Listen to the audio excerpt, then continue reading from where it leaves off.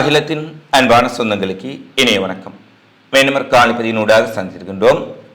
லெபனானில் ஸ்டேல் நடத்திய வான்வழி தாக்குதலில் ஹிஸ்புல்லாவினுடைய முக்கிய தளபதிகள் கொல்லப்பட்டதன் பின்னர் மிகப்பெரிய அளவில் இதற்கு பதிலடி கொடுக்கப்படும் என ஹிஸ்புல்லா ஒரு கடுமையான எச்சரிக்கை விடுத்திருக்கின்றார்கள். நேற்றைய தினத்திலும் பல தாக்குதலை நடத்தியிருக்கின்றார்கள். இந்த நிலையில் ஸ்டேலினுடைய நடவடிக்கைகள் குறித்து கவுதி படை, ஈரான், துருக்கி போன்றவையும் மிக கடுமையான கண்டனம் வெளியிட்டிருப்பதுடன் ஈரான், கவுதி படைகள் இதற்கு மிக விரைவில் பதிலடி வந்து கொண்டிருப்பதான செய்திகளை வெளியிட்டிருக்கின்றார்கள். அடுத்து முக்கியமான ஒரு திருப்பமாக பிரான்ஸ் அதிபர் மேக்ரோன் ஸ்டேலுக்கு எதிராக பல கருத்துக்களை வெளியிட்டிருக்கின்றார். இந்த சூழ்நிலையில் லெபனானில் மோதல் உச்சமடைந்துள்ள சூழ்நிலையில் தற்போது பிராந்தியத்தில் நிலைமை எப்படி இருக்கின்றது, பிந்தைய நிலவரங்கள் என்ன விடயங்கள் எல்லாம் நடைபெற்றிருக்கின்றது என்பது குறித்த பிந்தைய தகவல்களை இந்த காணொலியில் விரிவாக பார்க்கலாம். பெய்ரூட்டில் அடுக்குமாடி குடியிருப்பில் குறிப்பாக சிறப்பு ரத்வான் படேனியினுடைய இப்ராஹிம் அகில் உட்பட 14 முக்கிய தளபதிகள் கொல்லப்பட்டிருக்கின்றார்கள். 10க்கும் மேற்பட்ட போராளிகள் கொல்லப்பட்டிருக்கின்றார்கள். பல பொதுமக்கள் காயமடைந்திருக்கின்றார்கள். இந்த தாக்குதலின் பின்னர் இப்ராஹிம் அகில் மற்றும் ரத்வான் படேனியினுடைய முக்கிய தளபதிகளின் உடைய வீர மரணத்திற்கு தாம் அஞ்சலி செலுத்துவதாக ஹிஸ்புல்லாவினுடைய செயற்குழு தெரிவித்திருப்பதுடன் இந்த தாக்குதல்களுக்கு மிகப்பெரிய அளவிலான பதிலடி கொடுக்கப்படும் என்ற செய்தியை வெளியிட்டிருக்கின்றார்கள். குறிப்பாக பல ஆண்டு காலமாக இந்த சிறப்பு ரத்வான் படையில் வீரமரணமடைந்த இப்ராஹிம் அகில் ஒரு மூளையாக மிகப்பெரிய ஒரு பலமாக செயற்பட்ட ஒருவர். தன்னுடைய வாழ்நாளை லெபனான் மக்களுக்காகவும் குறிப்பாக இஸ்ரேலுக்கு எதிரான விடுதலை உணர்வு கொண்டு ஒரு செயற்பட்டிருக்கக்கூடிய ஒருவர். தன்னுடைய வாழ்வின் பெரும்பகுதியை லெபனான் மக்களின் விடுதலைக்காகவும் பாலஸ்தீன மக்களின் ஆதரவு நிலைப்பாட்டுக்காகவும் செலவழித்த அவருக்கு தாங்கள் வீர அஞ்சலி செலுத்துவதாக ஹிஸ்புல்லா தெரிவித்திருக்கின்றார்கள். இந்த தளபதிகளின் மரணத்தின் பின்னர் அனைத்து சிவப்பு கோடுகளையும் இஸ்ரேல் தாண்டிவிட்டதால் விரைவில் இதற்கான பதில் இருக்கும் என்ற செய்தியை வெளியிட்டிருக்கின்றார்கள். லெபனானுக்குள் பேஜார்கள் வெடிப்பு, வாக்கி டோக்கிகள் வெடிப்பு போன்ற சம்பவங்கள் அதிர்ச்சியிலிருந்து இன்னும் மீளாத நிலையில் ஹிஸ்புல்லாவினுடைய உயர்மட்ட தளபதிகள் எவ்வாறு பெய்ரூட்டில் ஒரு அடுக்குமாடி குடியிருப்பில் கூட்டம் நடைபெற்ற போது அந்த அடுக்குமாடி குடியிருப்பு இலக்கு வைத்து தாக்கப்பட்டிருக்கின்றது. முழுமையாக அந்த அடுக்குமாடி கட்டிடம் அழிக்கப்பட்ட நிலையிலேயே அவர்கள் கொல்லப்பட்டிருக்கின்றார்கள். இந்த சரியான தகவல்களை துல்லியமாக ஸ்டேலுக்கு யார் வழங்குகின்றார்கள்? ஒருவேளை அவர்கள் இதற்கு முன்னர் பயன்படுத்திய தொடர்பு சாதனங்களில் இருந்து இதை கண்டுபிடித்திருக்கின்றார்களா, அல்லது லெபனானுக்குள்ளேயே ஸ்டேலின் உடைய மொசாட்டினுடைய உளவாளிகள் கொடுக்கக்கூடிய தகவலின் ஊடாக இந்த துல்லிய தாக்குதலை இஸ்ரேலால் நடத்த முடிகின்றதா என்ற மிக பெரும் கேள்விகள் எழுந்திருக்கின்றன. எனவே ஹிஸ்புல்லா போர்க்களத்தில் காட்டக்கூடிய கவனத்துடன் உளவாளிகள் தொடர்பில் ஸ்டேலினுடைய மொசாட் உளவாளிகளுடைய நடமாட்டம், அவர்களுடைய ஊடுருவல் குறித்து மிக கவனமாக விசாரணை செய்ய வேண்டிய அல்லது உன்னிப்பாக எச்சரிக்கையுடன் இருக்க வேண்டிய ஒரு தருணமாக இது இருக்கின்றது. ஏனெனில் எதிரி நேருக்கு நேர் மோதக்கூடிய எதிரியை எதிர்த்து வெற்றியடைவது சுலபம். ஆனால் கோழைத்தனமாக முதுகில் குத்தக்கூடிய, தங்களுக்குள்ளேயே ஊடுருவி அவர்களுக்குள்ளேயே இருந்து கொண்டு அவர்களின் நடமாட்டங்களை கண்காணித்து அதனூடாக முதுகில் குத்தக்கூடிய எதிரியினுடைய செயற்பாடுகளை மிக மிக கவனமாக கையாளது விட்டால் அது ஒரு மிகப்பெரிய நெருக்கடியை கொடுக்கும்.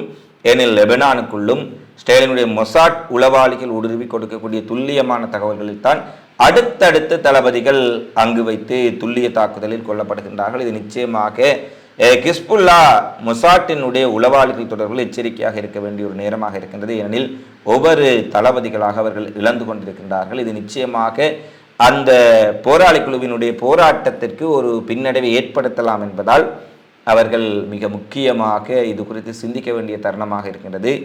ஏனெனில் இந்த பேஜார் வெடிப்புகள், வாக்கி டோக்கி வெடிப்புகளின் பின்னர் இனியும் அவர்களை பாதுகாப்பதற்குரிய வியூகத்தை அவர்கள் அமைக்க வேண்டியது மிக முக்கியமான விடயமாக இருக்கின்றது.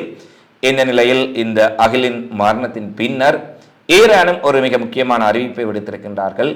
ஈரானினுடைய புதிய ஜனாதிபதி பெஷாஷ்கியான் ஸ்டேல் இராணுவத்தினுடைய அணிவகுப்பில் உரையாற்றுகின்ற போது இரத்த வரி பிடித்த காட்டு மிராண்டித்தனமான இஸ்ரேலை கண்டிக்கின்றோம் என தெரிவித்திருப்பதுடன் வெளி அச்சுறுத்தல்களுக்கு எதிராக ஈரான் நாட்டை ஆக்கிரமிப்பது தொடர்பாகவும் தற்போது மேற்குலக ஊடகங்கள் பேசிக்கொண்டிருக்கின்றார்கள்.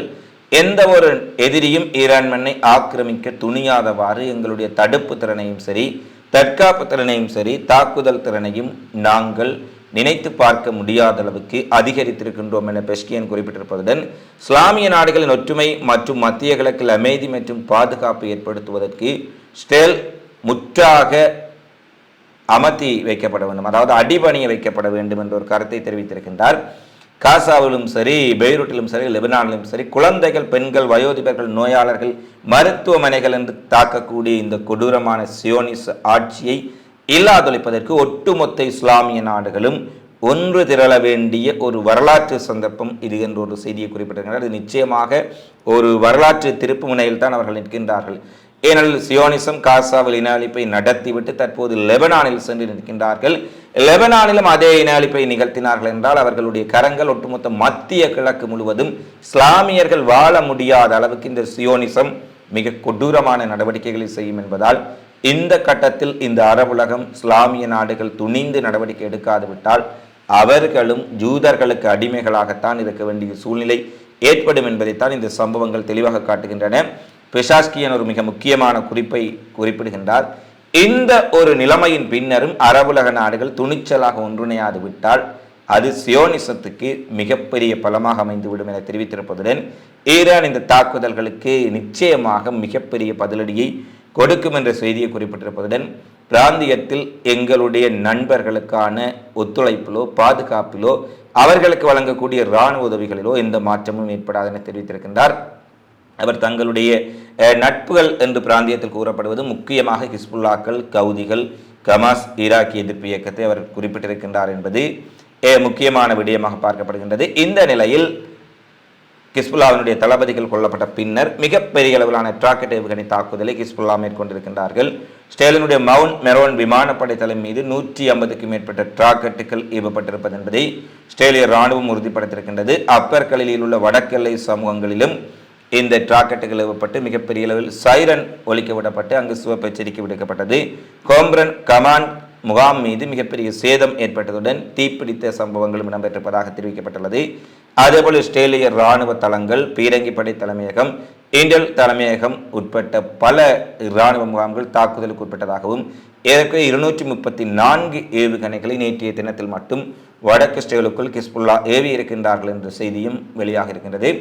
எனவே ஹிஸ்புல்லாவினுடைய ஆயிரக்கணக்கான ராக்கெட் லாஞ்சர்களை தாங்கள் அழித்து விட்டதாக இஸ்ரேல் தெரிவித்து சில மணித்தியாலங்களிலேயே 238 ஏவுகணைகளை ஹிஸ்புல்லா ஏவி இருப்பது, ஸ்டேல் ராக்கெட் லாஞ்சர்களை அழித்திருப்பது என்ற செய்தி உண்மையா என்ற கேள்வி எழுப்பியிருக்கின்றது. ஏனெனில் உடனடி தாக்குதலுக்கு தயாராக இருந்த ராக்கெட் லாஞ்சர்களை எல்லாம் தாங்கள் அழித்து விட்டோம் என சொல்லி சில மணி நேரம் ஆவதற்குள்ளேயே ஹிஸ்புல்லா மீண்டும் 200க்கும் மேற்பட்ட ஏவுகணை தாக்குதலை நடத்தி இருக்கின்றார்கள் என்பதும் குறிப்பிடத்தக்க விடயமாக இருக்கின்றது. இது இஸ்ரேலிய இராணுவத்திற்கு கணிசமான சேதம் ஏற்பட்டிருக்கின்றது என்ற செய்திகள் வெளியாக இருக்கின்றன. அடுத்து லெபனான் மீது தரைவழி படையெடுப்பை தொடங்கும் நடவடிக்கைக்கு இஸ்ரேலுக்கு மிக கடுமையான ஒரு எச்சரிக்கையை ரஷ்ய அதிபர் புடின் நேரடியாக விடுத்திருக்கின்றார். ஸ்டேல் இராணுவம் டேங்கிகளையும் கவச வாகனங்களையும் இராணுவத்தினரையும் லெபனான் நிலையில் குவித்து வருவதால் ஹிஸ்புல்லாவுடன் ஒரு முழு அளவிலான போர், நேரடி மோதல் வெடிக்கும் என்ற அச்சம் உலகம் முழுவதும் எழுந்திருக்கின்றன. இந்த சூழ்நிலையில் தான் ரஷ்யாவின் அதிபர் புடின் நேரடியாக இந்த போர் லெபனானில் மட்டுமல்ல பிராந்தியம் முழுவதும் மிகப்பெரிய பதற்றத்தையும் அழிவையும் ஏற்படுத்தும் என்பதால் இந்த விடயத்தில் இஸ்ரேல் மிகுந்த எச்சரிக்கையுடன் செயற்பட வேண்டும். லெபனான் மீது போரை இஸ்ரேல் நடத்தினால் அது வேண்டத்தகாத பல விளைவுகளை ஏற்படுத்தும் என்ற ஒரு மிகப்பெரிய குற்றச்சாட்டுக்களை அவர் குறிப்பாக இஸ்ரேல் மீது வைத்திருக்கின்றார். ஏற்கனவே ஈரானும் ரஷ்யாவும் பல இராணுவ விடயங்களில் ஒத்துழைத்து செயற்பட்டுக் கொண்டிருக்கின்றார்கள். இராணுவ திறன்களை பரிமாறிக்கொண்டிருக்கின்றார்கள். ஈரான் பாலிஸ்டிக் ஏவுகணைகளை ரஷ்யாவுக்கு கொடுத்திருக்கின்றார்கள். ரஷ்யா தன்னுடைய அதிநவீன ஏவுகணைகள் மற்றும் பெரு ஆயுதங்களை ஈரானுக்கு கொடுத்திருக்கின்றார்கள் என்ற சந்தர்ப்பத்தில் லெபனான் மீது தாக்குதல் நடத்துவதற்கு ரஷ்ய அதிபர் புடின் கடும் எச்சரிக்கை விடுத்திருப்பது, லெபனானுக்குள் ஒரு தரைவழி தாக்குதலை இஸ்ரேல் ஆரம்பித்தால் ரஷ்யாவும் ஹிஸ்புல்லாவுக்கு ஆதரவாக, அதாவது ஈரானுக்கு ஆதரவாக களத்திற்கு வருமா என்ற ஒரு மிகப்பெரிய கேள்வி எழுப்பியிருக்கின்றது. இதே நேரத்தில் ரஷ்ய அதிபர் புடினை தொடர்ந்து பிரான்சினுடைய அதிபர் மேக்ரோன் அவர்களும் மிகப்பெரிய அளவில் பெஞ்சமின் நெதன்யாகு மீது குற்றச்சாட்டுக்களை முன்வைத்திருக்கின்றார்.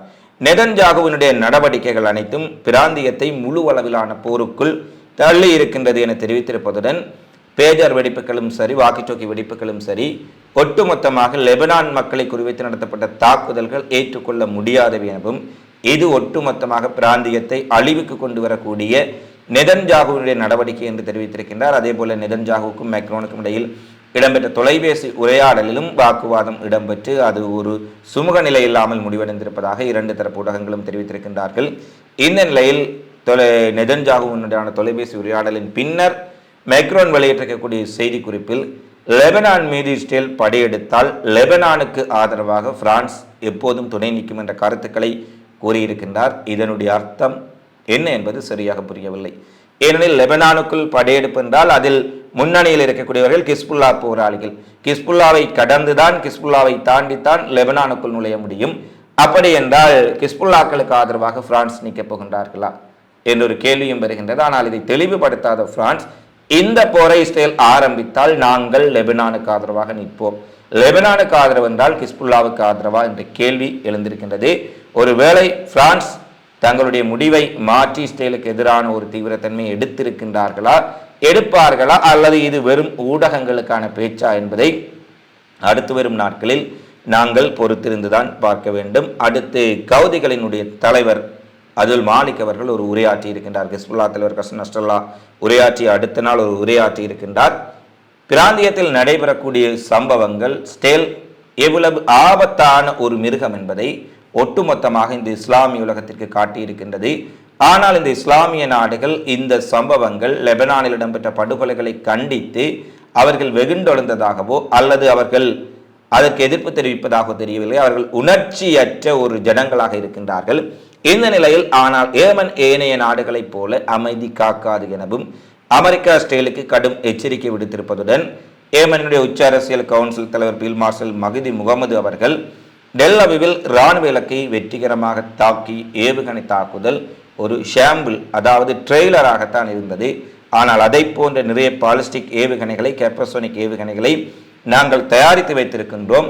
அடுத்து வரும் நாட்களில் மிகப்பெரிய ஆச்சரியங்களை நீங்கள் காணக்கூடியதாக இருக்கும் என்பதை நாங்கள் தெரிவித்துக் கொள்கின்றோம். குறிப்பாக ஈராக் எதிர்ப்பினுடைய தலைவர்கள் ஹிஸ்புல்லாவுக்கு இரும்பு கவச ஆதரவை வழங்குவதென்ற ஒரு உறுதிப்பாட்டை நேற்று விடுத்திருக்கின்றார்கள். லெபனான் இடம்பெற்ற குண்டுவெடிப்பு, ஹிஸ்புல்லாவுடைய தலைவர் அகில் கொல்லப்பட்ட சம்பவத்தின் பின்னர் இன்று காலை ஈராக்கினுடைய எதிர்ப்பு இயக்கம் ஒரு மிக முக்கியமான ஒரு செய்தியை வெளியிட்டிருக்கின்றார்கள்.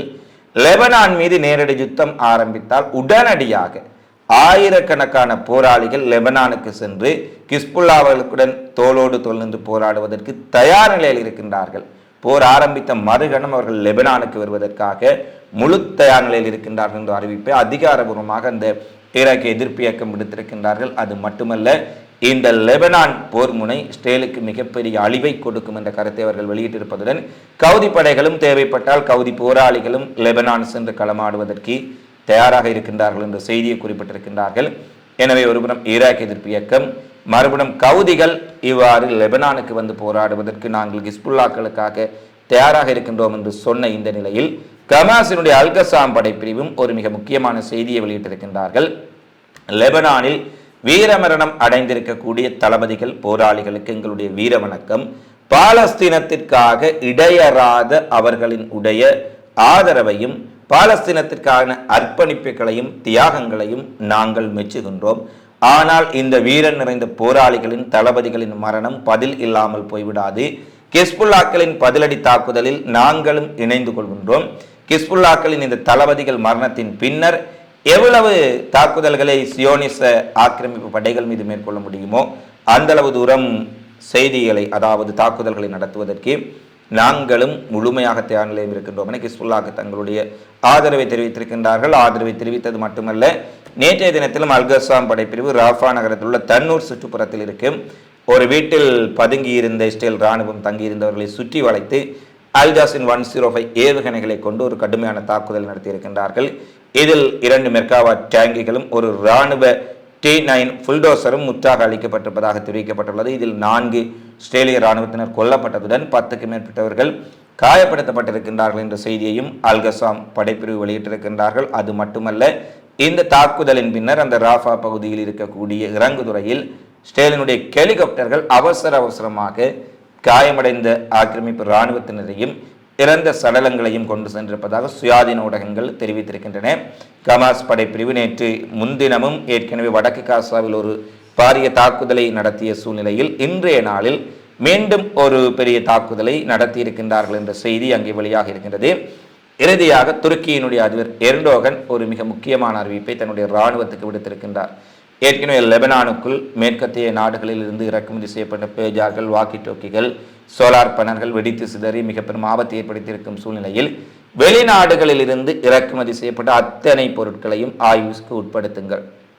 ஆய்வுக்கூடத்துக்கு கொண்டு சென்று அது கைத்தொலைபேசிகளாக இருக்கலாம், வாக்கி டோக்கிகளாக இருக்கலாம், இராணுவ சாதனங்களாக இருக்கலாம், இலத்திரனியல் உபகரணங்கள் அனைத்தையும் நீங்கள் உடனடியாக ஆய்வு செய்ய வேண்டும். அதே போல இந்த சைபர் அட்டாக்கை தடுப்பதற்கு ஒரு சிறப்பு சுயாதீன அமைப்பை உடனடியாக நிறுவுமாறு எர்டோகன் தெரிவித்திருப்பதாக செய்திகள் வெளியாக இருக்கின்றன. ஏனெனில் லெபனானில் நடைபெற்ற சம்பவத்தை போல ஈரான் துருக்கிக்குள்ளும் வெளியிலிருந்து இறக்குமதி செய்யப்படும் பொருட்களுக்குள் வெடிமருந்துகளை வைத்து அனுப்பி அவர்களுக்கு ஒரு மிகப்பெரிய தாக்குதலை சிக்கலை இஸ்ரேல் நடத்தலாம் என எதிர்பார்க்கும் சூழ்நிலையில் தான் துருக்கியின் அதிபர் அவசரமான ஒரு செய்தியை விடுத்திருக்கின்றார். நீங்கள் உடனடியாக அந்த பொருட்களை எல்லாம் ஆய்வு செய்யுங்கள். துருக்கி நட்பு நாடுகள் போன்றவற்றிலிருந்து இறக்குமதி செய்யாத மேற்கத்திய நாடுகளில் இருந்து இறக்குமதி செய்யக்கூடிய பொருட்களை நீங்கள் உடன் ஆய்வு செய்ய வேண்டும் என்ற கோரிக்கையை விடுத்திருக்கின்றார். அதேபோல இனிவரும் நாட்களில் எந்த பொருளை இறக்குமதி செய்வதாக இருந்தாலும் பல தடவைகள் ஆய்வு செய்த பின்னர் அந்த நிறுவனங்களை முற்றாக கண்காணித்த பின்னர் இறக்குமதிகளை செய்ய வேண்டும் என்ற உத்தரவும் பிறப்பிக்கப்பட்டிருக்கின்றது. இதேபோல கத்தார் ஏர்வேஸ் நிறுவனமும் நேற்று ஒரு அறிவிப்பை விடுத்திருந்தார்கள். லெபனான் தாக்குதலின் பின்னர் கத்தார் ஏர்வேஸ் விமானத்தில் எந்த ஒரு நபரும் வாக்கி டேக்கிகளோ பேஜார்களோ கொண்டு செல்லக்கூடாது. அவை கொண்டு செல்லப்பட்டால் பறிமுதல் செய்யப்படும். மறு அறிவிப்பு வரும் வரை இந்த திட்டம் அமலில் இருக்கும் என்ற செய்தியை அவர்கள் முக்கியமாக வெளிப்படுத்தி இருக்கின்றார்கள். இவைதான் இன்றைய நாளில் வெளியாக இருக்கக்கூடிய மிக முக்கியமான செய்தி பதிவுகளாக நிகழ்வுகளாக பதிவாக இருக்கின்றன. லெபனான் எல்லையில் குவிக்கப்பட்டிருக்கும் இஸ்ரேலிய இராணுவம், டேங்கிகள், கவச வாகனங்கள் அங்கே குவிக்கப்பட்டிருக்கின்றன. ஹிஸ்புல்லாக்களுக்கு ஆதரவாக போராட கவுதிப்படையும் ஈராக் எதிர்ப்பு இயக்கமும் தங்களுடைய போராளிகளை லெபனானுக்கே நேரடியாக அனுப்புவதாக கூறியிருக்கின்றார்கள். இந்த நிலையில் அடுத்து வரும் நாட்களில் இந்த போர்க்களம் எவ்வாறு மாறப்போகின்றது, எவ்வாறான சம்பவங்கள் நடைபெறப் போகின்றது, இஸ்லாமிய பாலஸ்தீன விடுதலை ஆதரிக்கும் போராளிகளுக்கும் ஆக்கிரமிப்பு இராணுவத்திற்கும் இடையில் நடைபெறப் போகும் இந்த போர் ஒரு மூன்றாம் உலக போராக மாறிவிடுமா என்ற அச்சம் பாலஸ்தீனம், லெபனான், இஸ்ரேல் கடந்து உலகம் முழுவதும் பரவி இருக்கின்றது. என்ன சம்பவங்கள் நடைபெறப் போகின்றது என்பதை பொறுத்திருந்துதான் பார்க்க வேண்டும். இந்த காணொலி பதிவு தொடர்பிலான உங்களது மதிப்பான கருத்துக்களை தவறாமல் கொமெண்ட்ஸில் பதிவிடுங்கள் என கேட்டுக்கொண்டு மீண்டும் ஒரு காணொலியில் உங்களை சந்திக்கும் வரை உங்களிடமிருந்து விடைபெறும் நான் உங்கள் அன்பின் சந்துரு. வணக்கம்.